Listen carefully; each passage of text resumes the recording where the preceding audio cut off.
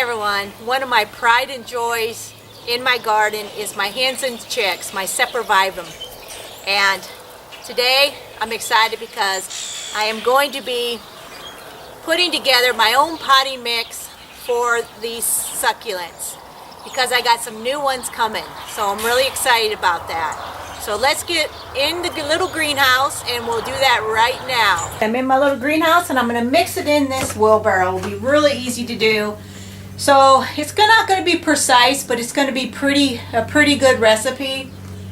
So we're going to do 3 parts potting soil, which I'm just using a gallon pot. 3 parts. This is a peat perlite mix, really nice soil. And then we're going to be doing 2 parts coarse sand. This ain't really coarse, but this is all I have. And then it says 2 parts, but I'm going to use pea gravel and sand. I love pea gravel. And then I'm going to do 1 part perlite or pumice, whatever you have. Okay? Mix it up real well. Now you may want to wear a mask for this.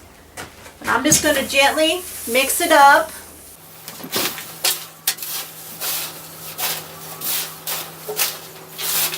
And you can, if you feel that you need a little more of soil or anything like that, go ahead and you can change it up a little bit. This is going to be your guideline for you.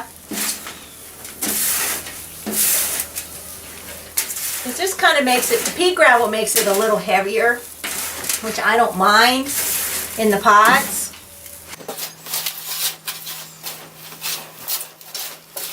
This is making me quite a bit. I got some new hens and chicks coming I'm really excited about.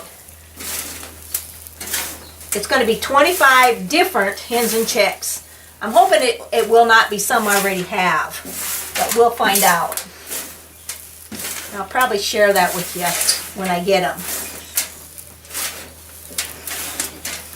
Okay, that looks pretty good. I like to always, a lot of times, plant them in some 4-inch pots. And that's kind of heavy because of the pea gravel, but I like that feature just because especially if they're outside, they don't get blowed over as easy. But I wanted to show that to you, the soil.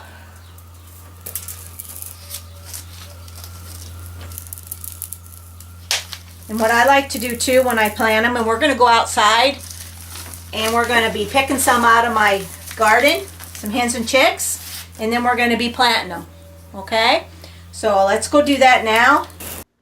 If you like this video, give me a thumbs up. Hit the subscribe button and the notification bell to get notified when new videos are coming. Okay, I kind of want to do my greens because I have a lot of green succulents, hens and chicks here.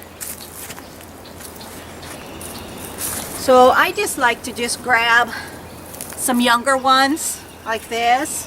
Hey, buddy. And there's some that's got a little different coloring. So I'm going to grab just enough for that pot we have indoors.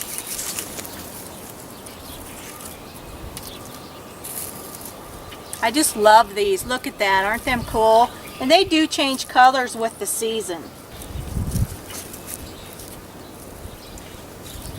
And I have a lot of help, as you can see. As soon as I start talking out here, I have my cats. So this will be a nice little start. And we're going to find one that's really colorful and put in there too. This one's called the Silver King. So we're going to throw that one in there. That'll be pretty.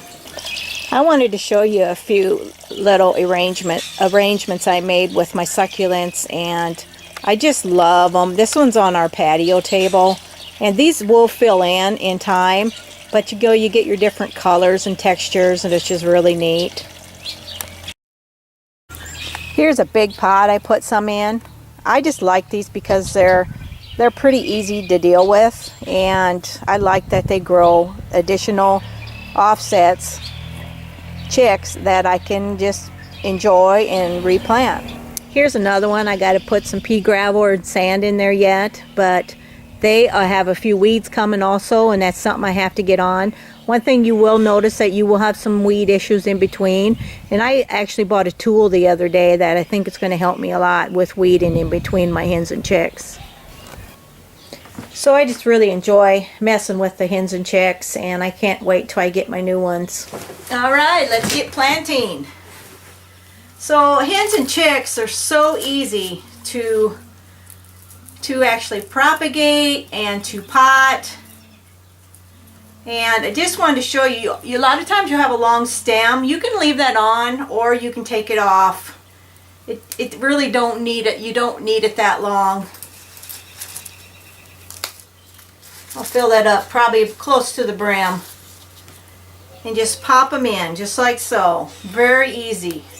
You're going to see roots on them, okay? And you can clean off the bottom side. It's just some dead leaves from the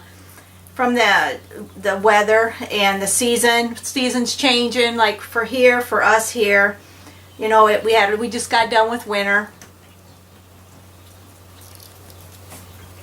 I always like to leave a little room for them to grow.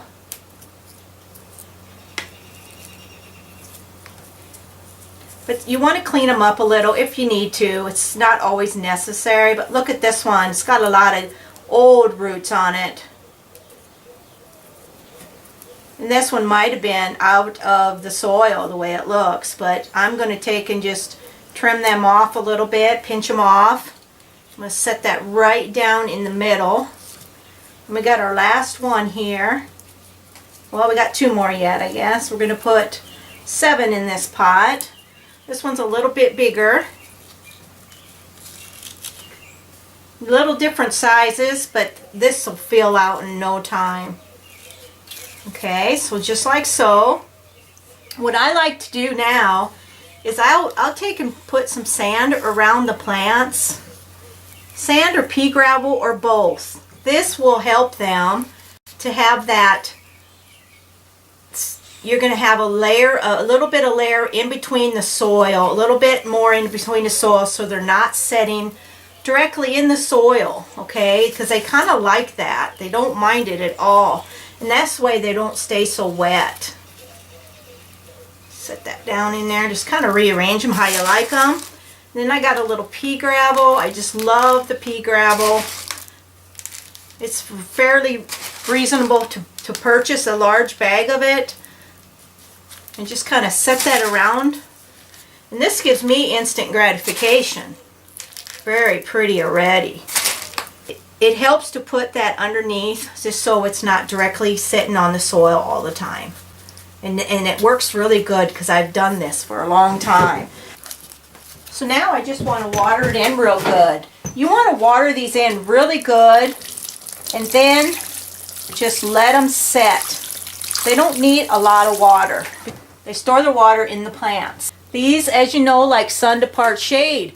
If you are in a really hot climate, you are going to want to give these shade in the afternoon, like I do here. Watering will depend on your area, how hot it is, how humid it is.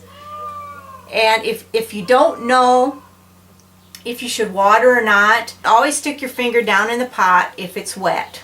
And you'll find out real quick if it's just the finger test. You want to do the finger test, okay? So that's good. That's good. Don't need to let it set anymore.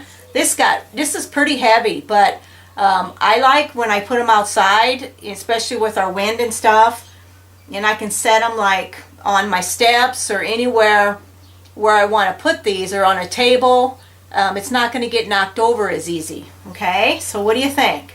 These are going to get bigger. They're going to fill this pot completely out, and it's going to be really pretty. And then once they do fill in, babies will be spilling over the sides. So then you'll be able to do more propagation. So the biggest thing for you can start them in smaller pots. You can just put 1 in here if you want, and just let them grow and let them get their babies. I hope you enjoyed this video on making your own potting soil. It was really fun, and it's really nice. I like the feel of it. It's really good stuff. I think it'll work great. So thanks so much for watching. Give me a thumbs up if you like this video, and we will see you on the next one. Bye-bye. Thanks so much for watching. I really appreciate it. Visit my garden website at Picket Fence Greenhouse. I'd love to have you come over.